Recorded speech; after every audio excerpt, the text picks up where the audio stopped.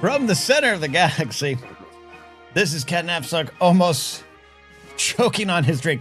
Hey, this is ForceCenter, a show about Star Wars, pop culture, old adventure, life itself. I'm going to mute my mic. I got a cough. Go for it. I was just going to take a really big sip of my water right now. Hello, everyone. I'm Joseph Scrimshaw. Welcome to ForceCenter. Sorry. No, it's fine. It's good. Live to tape. Live to tape, everybody. I do it because I'm lazy, but also because I love the danger. This is our Star Wars news show. We're live here on a Monday. So if you're watching live, hey, jump into that chat. We got super chat goals. We want to hear any questions you have. We'll have a time to answer that maybe at the end of the show. We're talking Star Wars news. Jennifer Landa might be here. Will be here. She's handling something. She'll show up like a wizard exactly when we need her and when she wants to. Exactly. And I'm sure at a dramatic moment, she'll just come exploding into the chat. Boom, boom. I got to get my script. We just finished. I want to highlight an episode coming out Wednesday.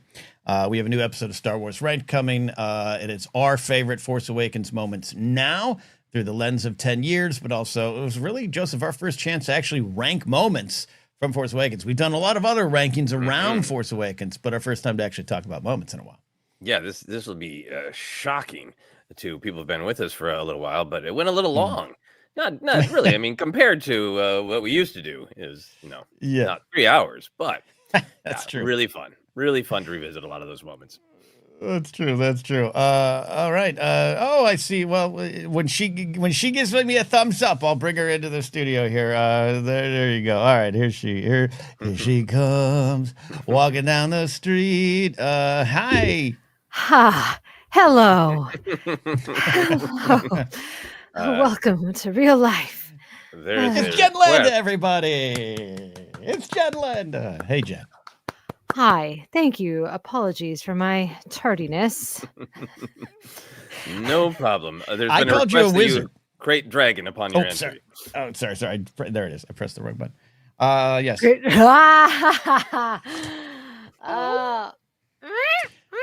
that it? No, that's not it.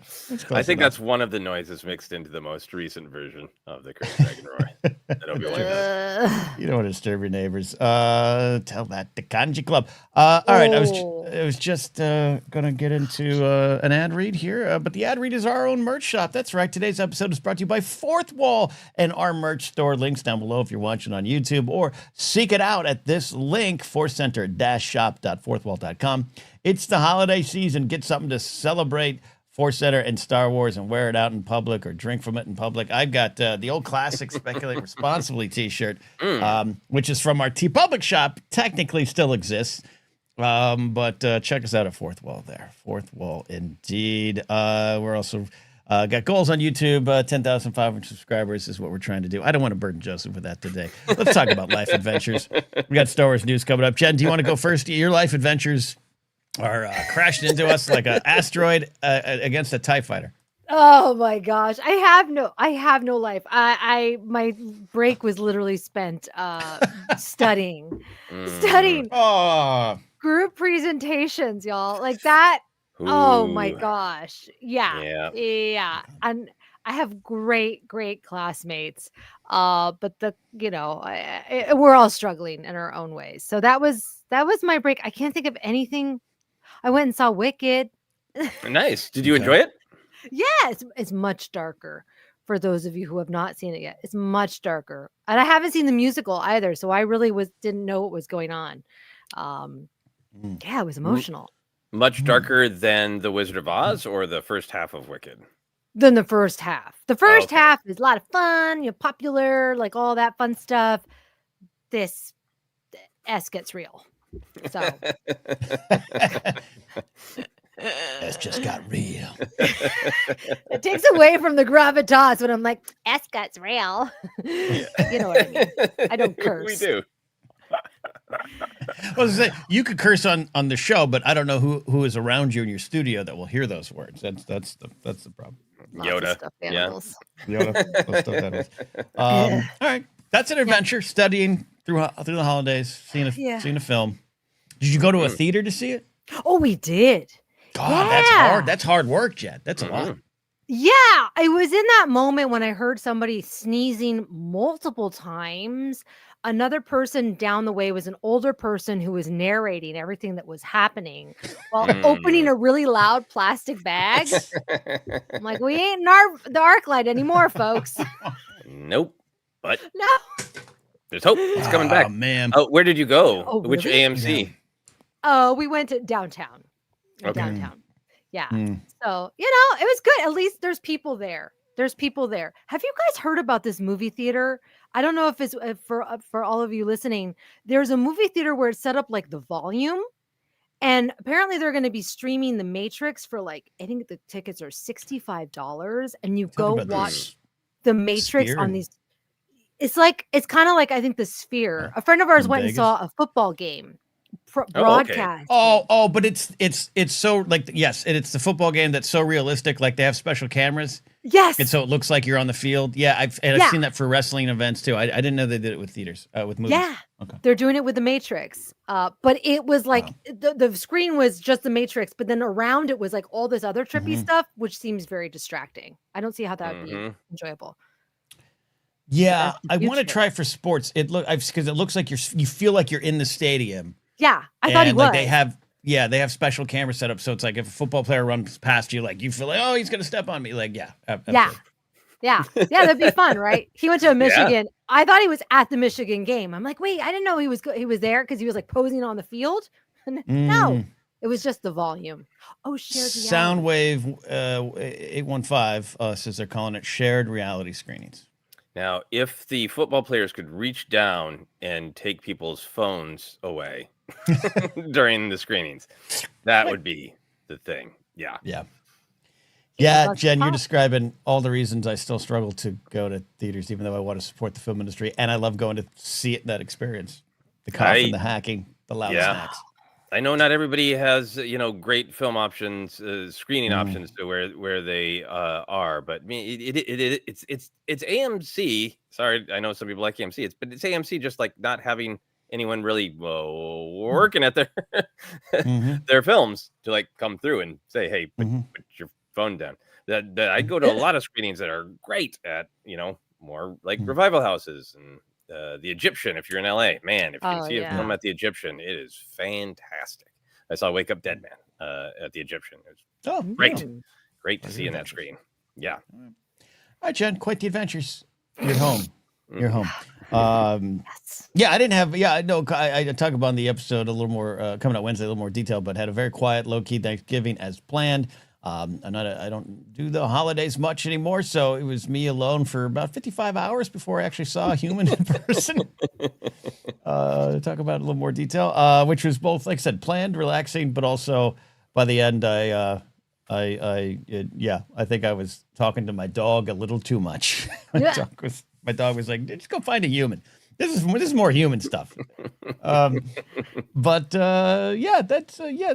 kind of it. No big Star Wars adventures other than I'm going through some stuff to prep and sell and as always, and it's kind of a weird journey to, what can I'm going to part with that, and what do I want to hold on to, or what do I want to get back if I get to a position in life where I can get some stuff again. And every toy has a memory. Every toy has I remember going to the Walgreens to get this Veers. I remember finding this Veers and picking up some snacks from Mel at Walgreens. I love that day. So it's good fun. It's been a fun adventure.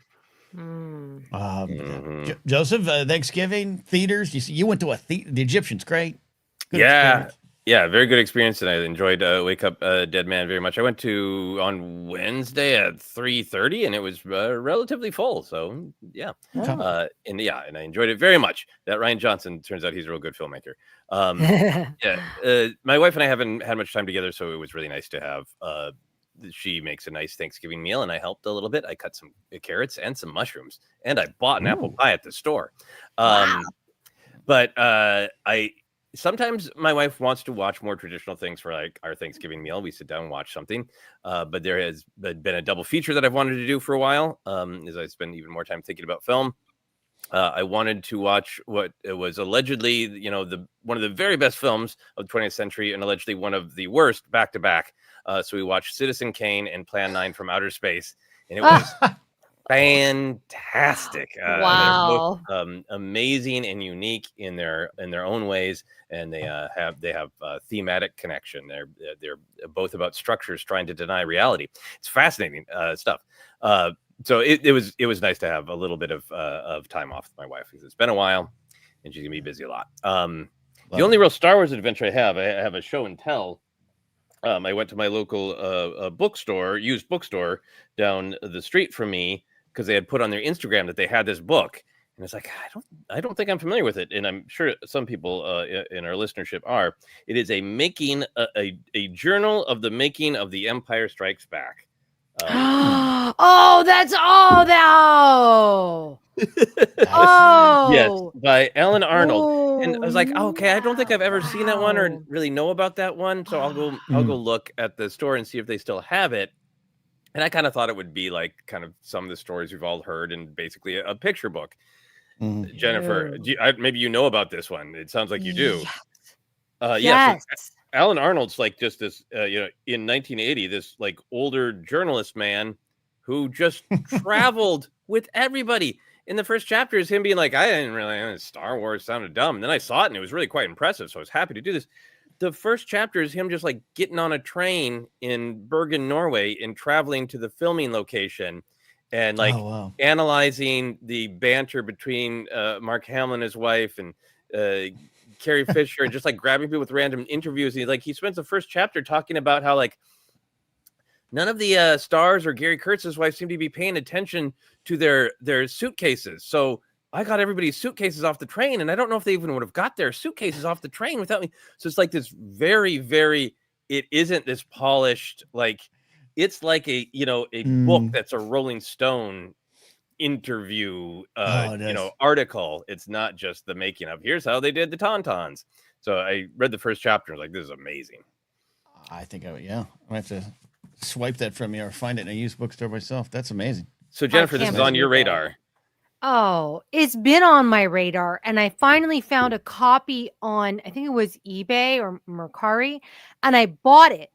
And it was like 30 something bucks, and they never shipped it.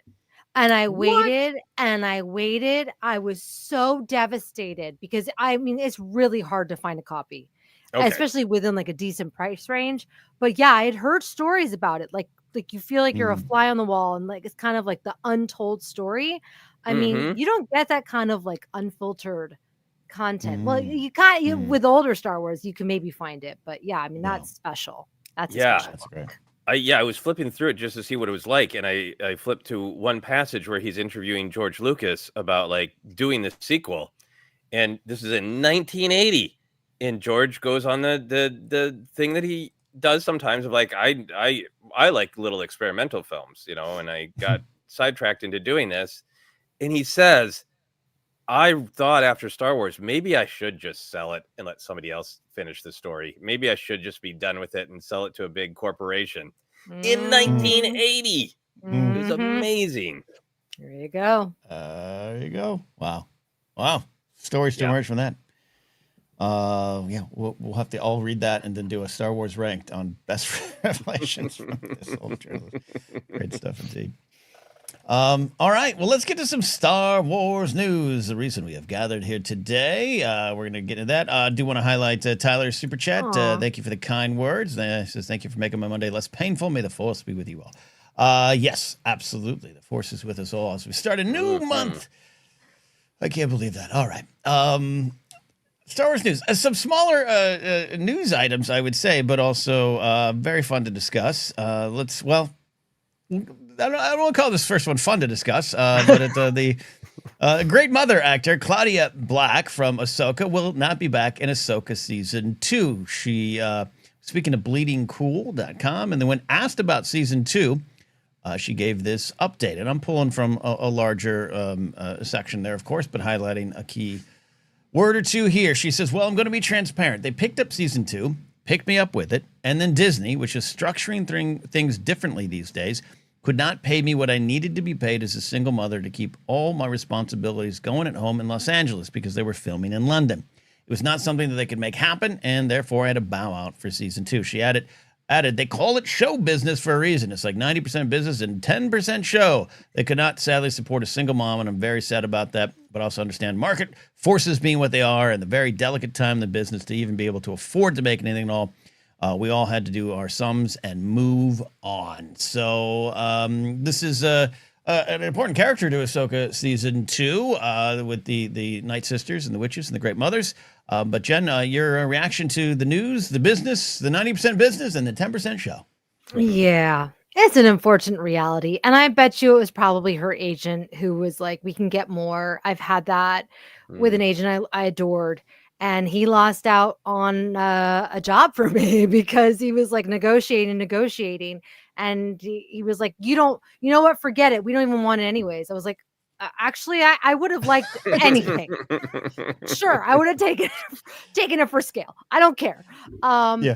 It is one of those things where you don't know. But unfortunately, with this character, I did not know who she was. I had to, and that's an unfortunate reality, right? You don't have bargaining power if you're not one of the top stars, or if you're not if you're not beloved by fans, right? And not to say that she wasn't beloved, but it doesn't give her that negotiating power that when you're going up against Disney, who has a lot of money, should just pay her.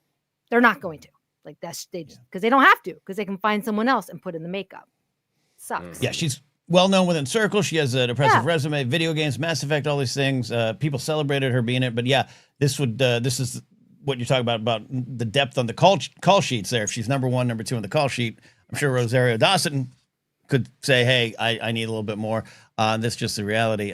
Joseph, I think her words are both honest and fair. I'm not at any point going to defend Disney overall as a big mega corporation. Who knows what was asked for? Jen, I think you're right to bring in the agent. I know some people complain about not getting jobs, and I find out from another person, oh yeah, did you want to know what they asked for? Like 4 times my salary as their boss. There's some realities to it, but I think she's being pretty fair and open and honest with this disappointing news, Joseph. Yeah, no, absolutely. She was, this article or interview was a part of advertising her part in a Spartacus show. So she's working.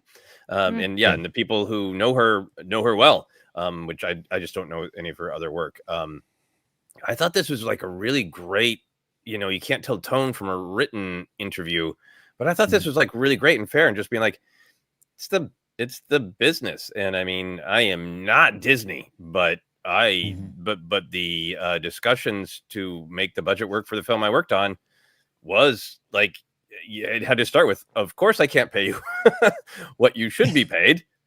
What do you need? And there's a real dance about respect. Money is a symbol of respect, but then it also gets down to brass tacks. And I had more than one person say to me of like, I really want to work on this film. This is the bare minimum I need, because I have to feed my kid, or I have to be out of town, and I need I had this exact conversation that she's describing of like, it's not about status or that, I need to pay for childcare and still make a profit. And what is that number? So I love how just kind of honest she's being. I don't feel like this isn't an A-lister powerhouse. Like, I agree with Nev Campbell as well, who turned down one of the Scream films, because she's like, you're not going to pay me as much as you should for my value. Like, great. But this is, a little bit more, I think, of a little lower down on the call sheet, but a really honest thing. My first biggest reaction to this was I didn't know the Night Sisters were for sure going to be in Ahsoka season 2. So that's really fun. Yeah. Scoop. It's a scoop. Yeah. And there's so many realities of business, and it's part of our discussion around Star Wars. We're here to engage with the art and dive into the themes and all the things that matter, but the business does absolutely run into it, and has a lot of times over the last few years, COVID and pandemic lockdowns and budgets and all those kind of things. Disney had moved production to London, right? They initially season 1 was shot out of here. You're right. We know about a lot of the productions leaving California, leaving the States, or there's a bigger discussion had about that. So that's part of the frustrating thing too. Like, oh, okay, you're going to London. What about this thing? Like, oh, sorry, we can't do it. But and again, playing fair, but not just defending this big corporation. It's a tightrope act to walk here, but. you'd be surprised at the money, right, Jen? Like it's not as big as you think, and especially now. Just on there's no middle class for artists anymore. That's what's evaporating. Yeah. I mean, exactly. For streaming residuals, they don't exist, or they're just pennies. They're not what it used to be. I mean, that's why the Friends cast back in the day, they all kind of walked out, right, to negotiate their salaries, and they all did it together, because otherwise, if one broke, they wouldn't have the same strength. And they were the Friends cast, right? And so it's just it stinks. The business is not what it was. And the sad part is, someone else will do it. Someone else will relocate their lives to go film this show. It's not right. Like, actors are not paid what they deserve. They're not treated humanely oftentimes. And the reality is, someone else will do it. And so that's why all right, bye. Yeah. It just stinks. I think it was valuable, again, for her to be so honest while also being really positive about her experience, because then it does sort of separate. Yes. She talks a little bit. She talks about the show and the business, and I think it's great. I love this part where she was talking about. She talks about how she was really intrigued by the volume and getting to ask lots of questions about it. But I really like this part where she talked about it's fun to do something that was relatable to my younger son, who was passionate about the Clone Wars, which was the new iteration for his generation. When he heard me talking about it, we signed serious NDAs. And when he had me talking about it, it only took one thing. And he was like, "Are you talking about the Night Sisters?" He heard one little thing and he was like, "I know exactly who she's talking about." So I love that. Amazing. I love that she's still kind of talking, positively about the experience, because that to me, that means like the people that she's working with directly, that maybe the corporation isn't treating her the way she should be financially, but at least on the first season, that she was treated with respect, and it was a fun place to be. I also like thinking of her son being into the Clone Wars. Like, is your son like 28? Yeah. No, absolutely. Jed, we love this franchise. We love this art here. Sometimes these harsh realities come crashing into it. Do you find it harder or easier to separate that these days versus in the past, like even 5-10 years ago? Yeah, that this aspect of it, I'm familiar with, and so I get it, right? It is the business, and the sad thing is, my first thought was, like, as a former actor, like, oh no, if you say that, you're never going to work with him again, which stinks. Like, she should be able to voice her opinion, but unfortunately, she may not work with him again because they don't like any sort of negative press. Having worked for the Mouse for many years, so yeah, it is hard to separate. But that's why my heroes are not those people. Well, I don't really have heroes anymore. I'll tell you what. I'll tell you what. I went to UCLA women's basketball game yesterday, and I was like so in awe of those young women, and I was like, these are my heroes. Kiki Rice, yes, there you go. Gabriela Jaquez. Without heroes, place to be. No Bob Iger.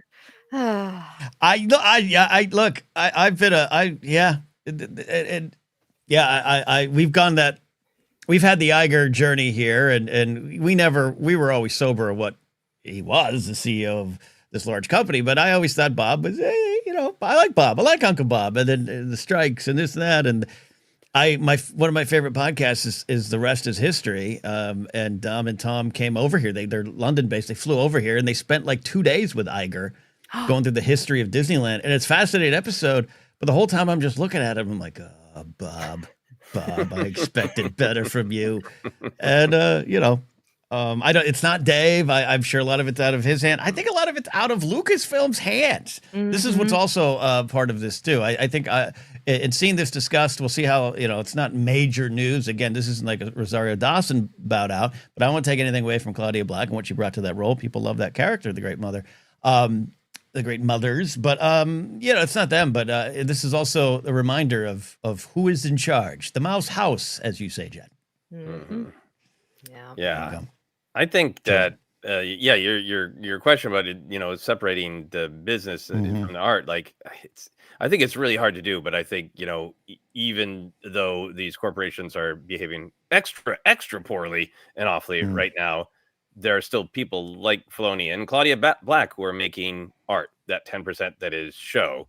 And that's why we're all here. And that's what sustains us. And I think as hard as it to do, I think as audiences, we should try to separate the way Claudia Black is and watch the show as the show. Because I think when we get all of this loaded in our heads, you see, weird reviews where people see a movie and they say, well, you could tell Bob Iger told that person to wear an orange coat. And like, what are you talking about? Like you're watching this imagined show behind the show, and artists go through this hell of the business to make art.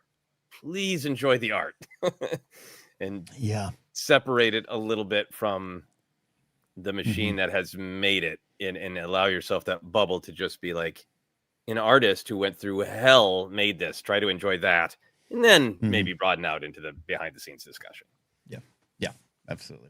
One final wild card question here. I didn't pull the quotes, but she spends a lot of time in this interview talking about her experience on season 1 and the volume and the real time rendering, and like every performer who steps onto those stages, the stagecraft stages, like they're blown away by it. But yet there still is the kind of persistent talking point of the volume, right? That's kind of a lot of the viewing reaction, which I'm one of those people. I've had moments where I'm like, oh boy. Other times I'm like, I couldn't tell, and it's beautiful, and I think it's amazing. It's part of what George Lucas dreamed up. She says that herself.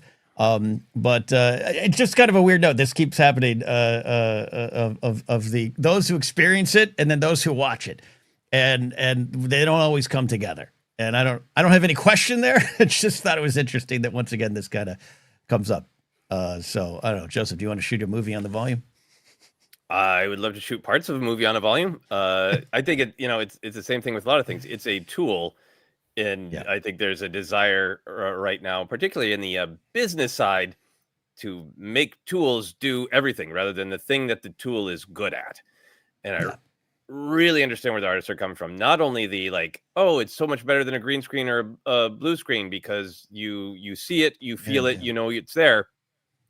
Talking about the business side of it, there's also the like thing that like Ewan McGregor's talked about. Like, I would rather drive 20 minutes to Disney, have a nice controlled lunchroom and break room and room to change versus flying to Tunisia, that I think for actors too, just like the comfort and I think the crew's more relaxed in a space they know rather than dealing with all of the insanity of location shooting.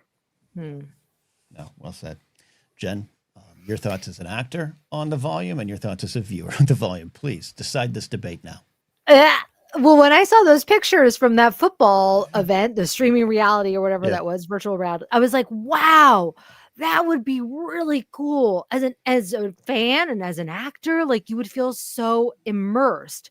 But tell you what's immersed is going to the desert and actually shooting the thing like that. That's pretty immersed, right? I mean, people have talked about Guillermo del Toro's elaborate sets on Frankenstein. I mean, it's like that, but the reality is that most productions can't have that budget, and budgets I think are shrinking because more content is being produced, and that is just the reality. The technology will improve. We're seeing it the worst that it is right now, and it still is pretty darn good. I mean, I'm picky, but overall, it's effective. Yeah, indeed. Hey, they just built a bunch of new studios here that are going to sit there empty on purpose so they can take the tax hit and sell them to real estate developers. We're back, baby. Is that in Hollywood? No, Warner Brothers in Toluca Lake, Burbank border. They built. They tore everything down. They built a bunch of new studios that are sitting there empty, parking structures, like 10 to 12 studios, like the stages. Yeah.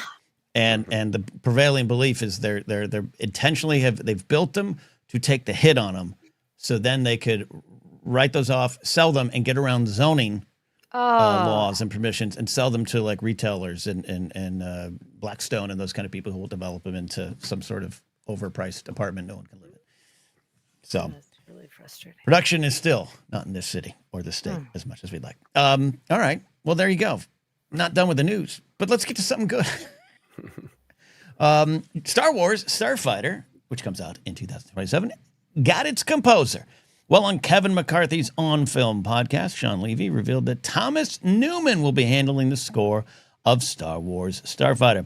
Levy said the score would be, quote, classically inspired, but will avoid remixing John Williams' previous work. I think it's important to kind of listen to how he said that. You could take that as a swipe if you just kind of read it, but I got what he was trying to do, but we'll talk about that. He added, it may be inspired by some of that, but I know that I needed a big-hearted movie score from a composer who, like John, doesn't shy away from themes. We'll talk about themes here in a second. But thoughts on the choice of this veteran composer, Thomas Newman, Joseph? It's great. I think I am familiar with more Thomas Newman scores than I realized.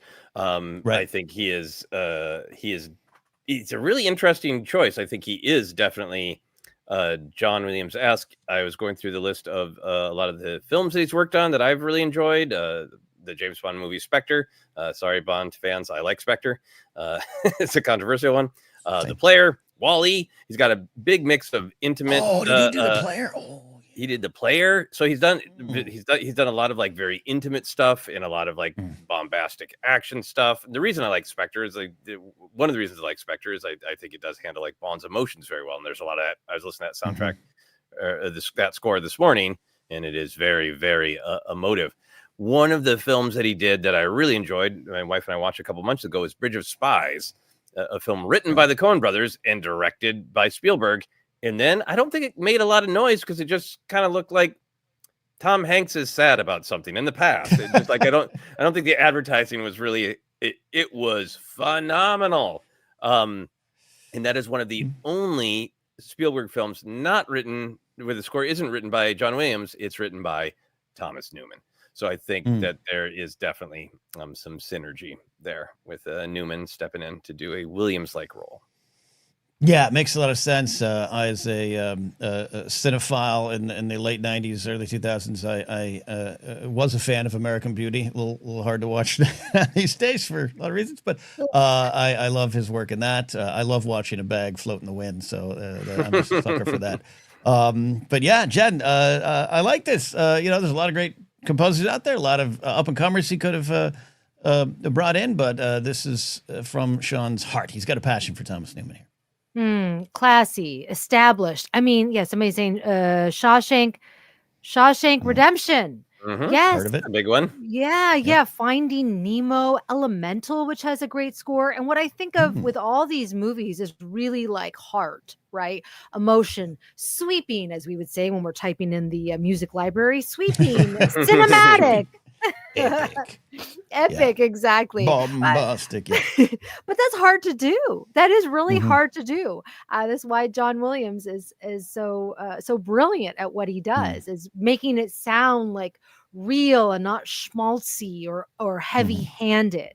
It feels very authentic to whatever the characters are going. It feels like an extension of the characters, so much so that you can hear these little themes and be like, that's Leia's theme. That's the Force theme, right? So I think we're going to get some new classics. I'm optimistic. Yeah. I love that. We'll talk about themes in a second here too, but like going back to his what Levy was going out of his way to say is it's not a Star Wars film, or we're not going to just redo what is done in the past. And I think if you're not careful, you could take that as a swipe of Solo, of John Powell's score, which I love. I think it's great. I'm not saying Sean did that. I just said like my initial reaction when I saw this quote was like, but I like the Solo score a lot. I don't think that's what he means. I just think he's saying, yeah, we get it to film. I want what John did, but we're going to free ourselves from anything that kind of came before because we're doing something new. And that's how I took it, at least. Joseph, I don't know if you took it in a different way or have any thoughts on it, or just want to talk about the Solo score. No, I think Levy is savvy, and I think as much as sort of J.J. Abrams and team for The Force Awakens were trying to put across, hey, there's going to be a lot of practical. I think this team is trying to put across this. It's Star Wars, but it's going to be new and different. It's not going to be locked in the past. It's not going to be locked in nostalgia. So I think it's without say anything negative about it, saying don't expect the binary sunset, don't expect themes you even though it's Star Wars. That's the way I took it. I also like this I was reading up about Newman on Wikipedia, and I like this Wikipedia quote from Wikipedia. He is also fond of incorporating unusual instruments such as the zither, hurdy-gurdy, and a hammered dulcimer. It's not that weird for composers to use different instruments, but it talks about him also like using the chirping of cicadas. Nice, yes. So I think that's one of the important things in Star Wars too. There, you think of the sweeping and the emotional, but then you think of bringing in unexpected elements to make things sound more exciting and alien and different and far away. So I hope he gets to go nuts with his hurdy-gurdy and make things sound different and alien. Hurdy-gurdy man comes singing songs of love. Jen, did I get you? Sorry, if I cut off your answer? Or no. For this? I am excited. It is interesting though about the whole practical thing. It does take me back to the Force Awakens lead up, which was very much like we're bringing back what you guys loved about Star Wars, like prequels. Oh, this practical, good stuff, right? And now, sorry, I want to highlight that we all know you've just said what we talked about a lot. Like, we know the build up, but shout out to Scotty and Jerry, the Bombad cast. They rewatched on their channel 2 weeks ago the panel at Anaheim for Force Awakens, and it's fascinating because the cast doesn't come out till towards the end. JJ comes out, and I'm a fan of JJ Abrams, so I established that right now. But he leans into that, Jen, so much like it's almost like a mic drop, and he's like, "And we're practical." The crowd is like, yeah, screw the prequels. Yeah, like it was a weird vibe that I forgot existed. It was almost a rally for practical, even though we know there's more computer shots of Force Awakens than Phantom Menace. Anyways, side note. Right. Mm-hmm. Well, I was one of those people cheering. I'm like, yeah. So was I. Yeah. That's why I think it's about savvy. It's about what do you feel like the audience thinks they want, whether or not. And I think Starfighter has to feel in some ways like, I think it'll be successful if it is more classic Star Wars. If it's a rip-roaring serial adventure with lots of heart, if it is like the most classic Star Wars, if it feels kind of like A New Hope for 2025, people will love it. But what the audience on a marketing level, I think, needs to hear right now is we're tired of nostalgia, so don't worry, it's new and new. And so that's what they're putting across. Which is kind of the same thing with Force Awakens. Like, Bubba Joe is practical. Like, yeah. Jen, sorry, I totally derailed you, Jen, but I just exactly. That's exactly it. That's exactly it. And your dogs agree too. And we got a recommendation from Mushel. Apologies if I got that wrong. There's a great interview of Newman by Rick Beato on Rick's YouTube channel if one is into that kind of stuff. That's great. Rick. I mostly like Rick Beato. He got a little too old, grumpy man, hates new music for me. But yes, he's fascinating. If you don't know who Rick Beato is, a producer. He actually produced my friends in Shinedown. They were one of their early records. Kind of comes from heavy metal and everything in a band in the 90s, but that's probably a very fascinating interview to check out. So thumbs up for that. All right, talk about themes here. Where did I go? Levy is really excited about having themes. We like themes here at Star Wars, and we like themes that are in music form. He says, pulling from some of his quotes here, the score will have myriad musical signatures that help the narrative alongside and in addition to the words and images. He talked a lot about Williams and his use of themes on our discussion coming out Wednesday. Joseph and I go into themes as we talk about some of the music in Force Awakens. But Jen, you started to talk about it too. What do we love about some good old-fashioned music themes in Star Wars? I think this is so specific that he's like literally mentioning we're gonna have themes. Like themes. You know what I mean? Like I don't know. It was like the carnival barker, like a circus person, right? We're gonna have musical themes. Come on in. Who here likes themes? Yeah. Like, is he selling a monorail to Springfield? Like what do you Exactly. I'm like, who is this appealing to? Well, it's appealing to us nerds, right? I mean, my mom or my kids or or my buddies who are kind of like Star Wars sometimes, like they're not going to be like, yay, let's go see this new movie that has musical themes. So he's speaking to us, which makes me a little like, you don't need to go so hard on this. Like, okay, great. This is a fantastic composer. I'm guessing he's going to have some musical themes, and I'm guessing they're going to be pretty damn good. So I don't know. Like, it just kind of cracks me up. I'm sorry. I just the Sith side of me is coming out. The red blade is coming out. That's fine. I'm wearing red today. That's why we need you here. God. Joseph, you like themes? Do you like themes in musical form? I like musical themes a lot. Yeah, I mean, I totally understand where Jennifer is coming from. It made me feel like, and maybe some of our soundtrack or score heads can let us know. It felt to me like, is this a discussion that I don't know about because I love scores, but I'm not all the way in, like, say, our friend Mark Riley, who is like, that's one of their entry points. And I know a lot of our listeners and viewers know scores better. So it made me feel like, is this a debate that's been going on in film scores? Like, oh, it's kind of heavy-handed to have a theme for every character. So is it a pushback on a discussion that's happening, or a trend that's happening that I'm not aware of? Personally, I love them. I think I like them because I think they can work on a subliminal level and they can work on a conscious level. I think sometimes there are themes that, like, you hear it, you get hit over the head with it. And I think sometimes there's ones that, like, unless you're a super big score head, you don't even pick up on that character's theme, but it works emotionally. And you walk out of the theater and you're like, I didn't even hear the music. I just felt the scene. But then somebody points out to you, is like, hey, do you know that every time that person shows up, there's this, like, D minor chord? Like, no, I didn't. But then you go watch for it, and the D minor chord did its job, but you didn't perceive it. And maybe that's also the thing, is, like, I think one of the things that makes Williams powerful is not only are his themes amazing, but a lot of his films, the themes are given room, so they are not subliminal. There's no way to miss the opening theme of Star Wars, of Superman, of the Raiders March.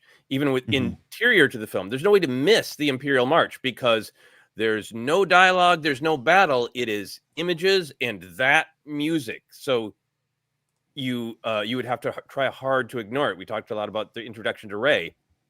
The music is absolutely center stage. So it is absolutely the power of Williams' music, but it's also the way films are constructed. And what made me really interested in this is, like, is Sean Levy constructing Starfighter so there is room for a theme to be obvious, because it is center stage during an action scene or an emotional scene or a montage where it isn't competing with other elements of the film. Yeah, no, well said. And talking a little more on Wednesday's episode, previewing that as well, of just me specifically being part of conversations on other YouTube channels in 2015 about Williams really missed not a lot of themes. A lot of themes in Force. He really missed this time, and Rey's theme being so obvious, but Kylo has a theme, the Resistance theme, all the stuff that when you slow down and listen, it's there, and it's just part of Star Wars. And I think Levy's speaking to that, and I don't think, again, this is why I didn't take it as him missing, or throwing darts at anyone else, or. I think Rogue One's, Giacchino's score, I actually really love some of the themes that do emerge in that, but he had 3 weeks to do something and wanted it to not just remix John Williams stuff. And that sometimes gets derided a little bit for what he did in that film. I think this is the 50th year film. Kind of wish it was a new Jedi Order film with Rey, but we got this one. I'm really excited for, just going back to some basics. And this to me covers some of those musical bases. I'm excited. All right. Did I leave anything on the table? No. No, I think that's it. We got some audience comments and questions.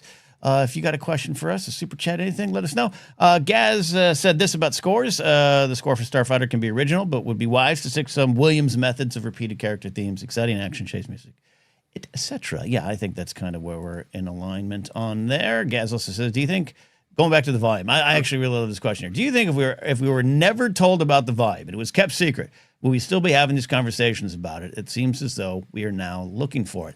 In spirit, I really agree with this, because I fell victim to it, because I was an early don't really like the volume, and then didn't realize half the scenes I thought were practical were actually the volume. So when you're an idiot like me, you can kind of just fall for it. This goes to sometimes we have discussions about the business, even what we had with today, but going back to 2016 and that dreaded word reshoots, where reshoots became first on everyone's mind, and no reshoots. Lucasfilm had some more reshoots, and it's like, yeah, that's every film does what he's talking about. So I think there's some truth to what Gaz says. Jen, your thoughts? Yeah. I think it's one of those things where for me, it will be like I'm watching the scene and going, something feels off. It's like it just doesn't quite hit me in the same way. And then when I go back and I analyze it, and I'm like, oh, it's because it was the volume. That's why it didn't really feel like it was a real place. Not to say that some of these crazy Star Wars planets are real, but there's just something where the human instinct within me can sense that something is slightly off, and I can't describe it. And it takes me out of there. That's not always the case, but I feel like I have a pretty good gauge where I'm like, it didn't quite land the way that I thought it would. Yeah. And they learned to shoot it better. I think there's some stuff in Kenobi, particularly in his cave, that has a little more depth to it, some of those kind of things. But Joseph, again, you've been doing a lot of shooting and looking through lenses over this last year and pointing on stage with actors. I appreciate your directing stuff. But your thoughts here on Gaz's idea? Yeah, I think it wouldn't be anywhere near as big of a discussion, but I really agree with Jennifer. I think people would probably have had conversations about specific shots in The Mandalorian season 1 of like, why does that shot suddenly feel wrong? There's one particular shot, and to me, it's just about use of the tool. You can shoot real locations and make them look fake, and that triggers something in us of going, that doesn't feel real. That doesn't feel right. Like there's a shot in episode 5. That's just, it's a really, really flat shot where Din and the Tusken Raiders he's speaking to are in profile. And there's something about that shot that always just kind of whaps me in the head. And I think it's just an example of using the tool. It's so perfectly flat, the illusion of the kind of fake of the sand dune in the studio and the projected image in the background suddenly feels projected. And I think it is, I would notice those shots like that and go, weird. That shot didn't feel right. But I don't know where it is. And then I think it would continue to raise questions. If Hollywood was locked under secrecy, there'd be some shots in Kenobi. It'd be like, what amazing technology are they using for Stabby Moon planet where Kenobi and Vader have their fight? Because it looks fantastic. And then I look at the shot of like the standoff where Reva and the troopers are trying to break into the bunker and be like, why does this look like Star Trek? 1960s Star Trek suddenly, like that. There's like, if the camera moves 1 inch, we'll suddenly see the end of the studio. Like, I think I would be affected by sometimes it looks fantastic and sometimes it has a little uncanny valley to me. Yeah, and this is obviously all throughout the history of films and TV shows. We joke often about Han and Lando standing in front of a painting of the Millennium Falcon in Return of the Jedi. It's there, but this is also, it's interesting. We had that discussion last week about Leslie Headland and a lot of her comments about Acolyte and that the comment about a lot of the podcasts and the YouTube channels, of which we are very much in the center of that world, of her saying that will probably outlive the art they're talking about in a way. And I'm paraphrasing, but just it kind of has more of influence. I think this is kind of that thing for me of just over the years and the 10 years we do it. And again, we're talking about Claudia Black's salary today. We're talking about this. We're talking about the business, but I think it gets spun out and becomes the headlines in front of the art that we're all enjoying, that often we are enjoying, that, the volume is a talking point. Like, again, I guess I'm doing a really good job previewing Wednesday's episode, but I mentioned something that I had a big problem with in my first few minutes of Force Awakens in 2015, where they're at the Tuanul village, they're landing, and I remember, and Mark Ellis and I had a conversation off air about it too. I remember watching that going, oh, this doesn't look real. It looks like a set. They should have gone to Tuanul. They should have traveled to Tuanul because it looks like I could figure out that this is a set, and that's not what the art's about. So, I don't know. There is a trickery that, when it's done right, like how many times have we all seen, them doing the Hoth scene, right? With the practicals and the miniatures or whatnot. Or we know that Cloud City has the map painting in the background. I have watched this. I have watched behind the scenes. I have seen photos. I know this in my brain. And yet every single time I watch those scenes, there's a moment where I'm like, wow, isn't that an incredible map painting? And then I forget. It's like a magician with a sleight of hand, right? I get lost in the magic. Yeah. For me, the volume, it's great. It is great. And there are shots where I could never tell. And there are some obviously bad actors who are going in, who are literally probably like writing this down. I think this is a volume. That's not me. But there are times where I'm like, my brain isn't tricked and I don't know why. And I'm like, is it the costumes? Is it this? Is it that? And then I go back later and I'm like, oh, it's because it was on the volume. That's why my brain wasn't tricked. It's I don't know what that is, right? Why is it that these little miniatures of walkers can fool me? Right, and yet the volume with this incredible technology, it sometimes it doesn't fool me the same way. I don't know. Yeah. I don't know. Yeah. Mm-hmm. Should study that in a research study. Make that your next paper, Jen. Make that your next. Now we're talking. Bringing Star Wars into research. It's all look. I keep hammering on the business discussions leading a lot of the discussions around art. We're not going into too much detail, but there was something from Sean Levy this week too that I saw in complete passing, so I cannot completely verify. Of him going, oh yeah, the third act of the film has kind of been changed during production, and I just wanted to like blue sky blurp out the plan. They didn't have a plan. Like it's just this is how films get made. This is how film gets made. It doesn't always work, but it's how it gets made. Anyways, 10 years of doing this, we've seen it all, kids. We've seen it all. Any other comments there? Yeah. Well, Detective McCarcel is passionate.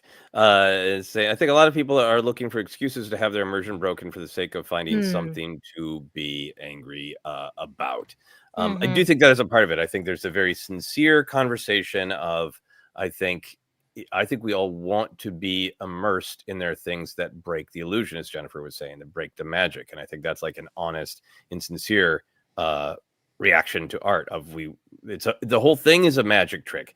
Just like the fact that we know that there's a guy or a woman or a person with a camera who filmed all this it's a magic trick to make us forget that somebody wrote down these lines is a magic trick. And I think tech is just the same. It's like we don't want the magic trick broken. But I agree very much with Detective McCarcel. There's that really honest, sincere. We don't want the magic trick broken as sincere viewers.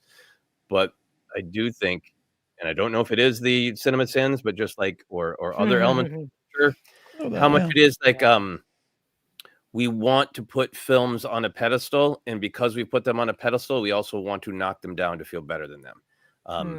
I just posted that I watched Citizen Kane. That was all I posted, and I got a response from someone saying, "Great opening shot, but worst plot hole of all time." I'm like, what are you talking about? So I looked it up, and I don't want to spoil Citizen Kane, but there isn't a plot hole.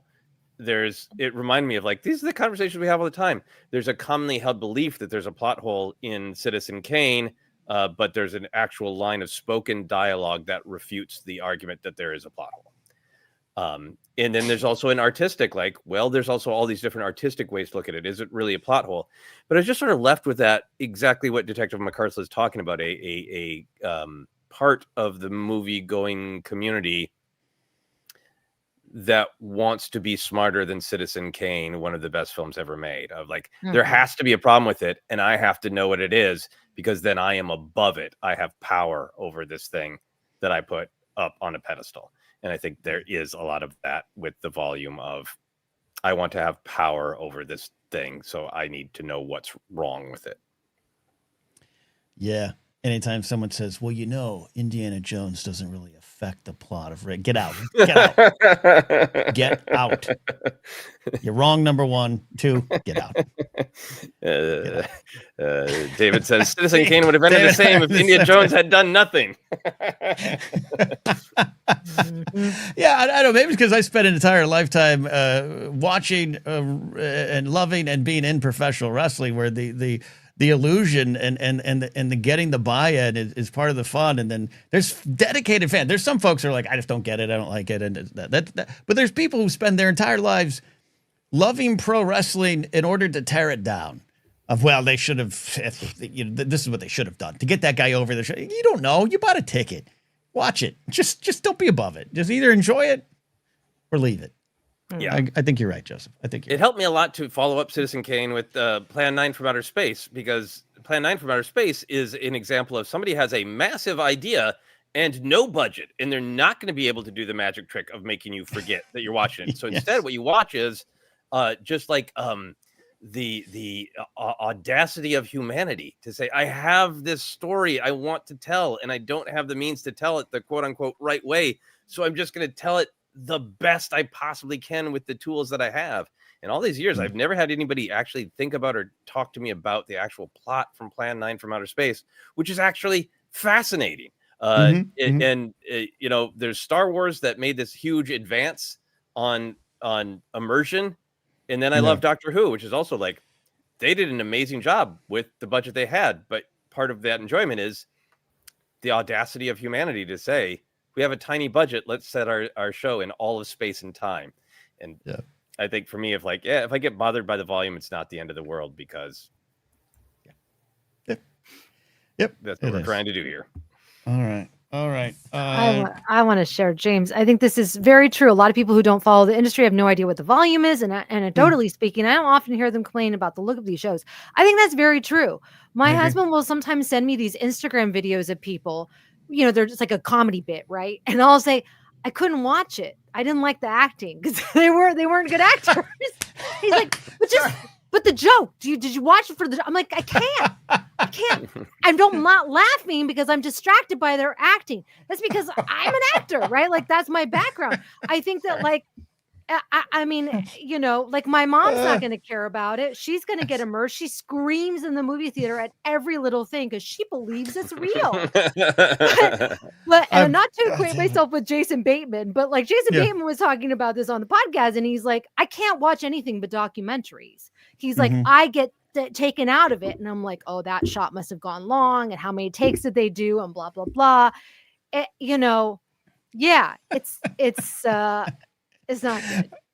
I'm with you, Jen. I feel for my friends who send me little Instagram sketches, little reels, and I just like, this premise is hacky. I heard this joke 25 years ago. This is overacting, sketch acting. Like, how does this have 1 million views? Every one of these people should never work in this town. What are we doing here? What are we? Yeah, but it was kind of funny. Maybe. Okay. Thank you. Okay. Vindicated. I think. Yeah, I mean, and I also think there's just a much larger conversation about there are changes in color grading. There are changes in the amount of things that are tactile and physical and real, and maybe the volume is being extra persecuted for this much larger question of films don't feel as tactile and real, and that is a problem in our society. But everybody's hanging it on the poor volume. I agree with them. Yep. And I feel somewhat guilty for my 2019 into 2020 self. I was very upset about the volume. I was offended in a way I've never been offended by technology before, which is silly. But hey, that's the point. Change, growth, be different, learn. All right. And you know, sorry. Well, and we'll wrap up here. But Mushjul says, I remember watching the high frame rate version of The Hobbit and being annoyed that every single scene looked like it was lit in the studio set. I did. So agree with you there, Mush. I remember being so upset that I saw the stitching on Gandalf's robes. Like, wow. Gandalf should not have that. Yeah. Wow. I'm with you. I remember the first time I watched the Blu-ray of A New Hope is like, Luke's pants have texture? What is this about? What is this? Yes. Oh, yeah. I remember kind of first learning that Han's pants are more brownish than black. But I'm like, no, the figure was black, right? Oh, okay. Yeah. All right. There you go. Any final thoughts here today, Jen, on I love going live and spiraling into our other areas of I know. At least I'm so glad that someone else. I'm like, God, what's wrong with me? I can't enjoy these hacky videos. I saw there's one person that she's viral. Her whole career is this YouTube reel sketches, and I saw her one time at Trader Joe's, and I wanted to walk up and be like, I don't think you're funny. Oh God, tell me off air because it might be the same person I'm thinking of. Anyways, we're out of here today. Thanks for watching. Thanks for listening. Joseph, do you want to yell at anyone? I want to give you the opportunity to yell at it. Joseph's zen. No, I'm containing myself so the non-zen doesn't get too exposed. Many of our topics today are far too close to my heart right now. The show and the business, is just like, I'm dealing with this right now. I finished the film. I got to show it to an audience and experience it as a story, as art. And I'm having a very hard emotional time because now I need to try to get it in film festivals and sell it. And your art becomes a product. And all those people who are relying on you to make their money back, who gave you money. And if you ever want to make another film, make another piece of art, you better do a good job suddenly treating your child as a product. And it is a reality of this business. And I wish and hope for people to have more empathy for what creators go through navigating what Claudia Black described as 90% business and 10% show. It's amazing that we get as much beautiful art as we have to when you have to face so much soullessness. Yeah. And then you release your film. Then a guy like me on a podcast is like, I saw the stitching in that guy's jacket. Dead media, more like dead clothes. You know what I mean? Yep. I'm looking forward to it. Out of the theater reaction, just saw dead media. I didn't like the jacket that they used. Big plot hole. Big plot hole. Yeah. All right. That is it. Here's our week. On Wednesday, Joseph and I rank our favorites Force Awakens moments now in a special Star Wars rank. On Friday, we'll be live at 2 p.m. Pacific to take your calls so you can share your favorite moments. I want to highlight over the weekend, holiday weekend, so some of you might have missed it. We released Blank is Why We Love Star Wars with Chris Rhines from Broaxium, talking about Star Wars memories or why we love Star Wars. Great discussion. Check that one out there. Very happy to have Chris on the show for that one there. So that's what's coming this week here on ForceCenter. We also are in the middle of celebrating our kind of 10th anniversary. So we're working, we're going to get with Alex and Molly of Star Wars Explained, who are in their 10th year celebrating. We're going to try to do a big live stream, maybe next week, maybe next Monday. We'll check. We'll let you know and check back with us there. So thank you for watching here today, Star Wars News. You can follow us at ForceCenter Pod. Support us directly on Patreon at patreon.com/ForceCenter. If you do that, you get a chance to call into the shows on Friday for our little ForceCenter Now kind of thing we got going on. And also get into the Discord to celebrate Star Wars even more with our fans and friends. And follow me at Ken Napzok. Go to my website, kennapzok.com for more. Check out my show, The Blathering Live. Every Tuesday, I am producing a show with Pat Conkey on his channel, Culture, Faith, and Politics. Talk about politics and pop culture through his eyes. It's real wonderful stuff. Check it out. And all the other silly things I do. Jen, can they follow you and send you reels of sketches? Oh, you can see my evolution coming out of Ebenezer Scrooge. I will be visited by the 3 ghosts, and I promise I will change once I'm done with my finals. At Jennifer Landa and at Jennifer Landa 1138 on TikTok. There we go. Joseph, you've got a great piece of art. You're getting out to the world. The journey's just beginning. Where can they find and follow you in that journey? Yeah, you can follow me on all the social media. You can go to my website, josephscrimshaw.com. There's a link on my website to sign up for the mailing list for Dead Media. As we try to get it out in the world, I will definitely need friends of Dead Media to help get the word out. So if you sign up for this mailing list, we'll only send you emails when the film is playing places or coming out on physical media or anything like that. So that would be a huge help if you're interested in doing that. There you go. All right. And as Gaz, who had some great comments and questions today, as Gaz says, press like on the way out, ladies, gents, and people. And we will see you next time here on ForceCenter.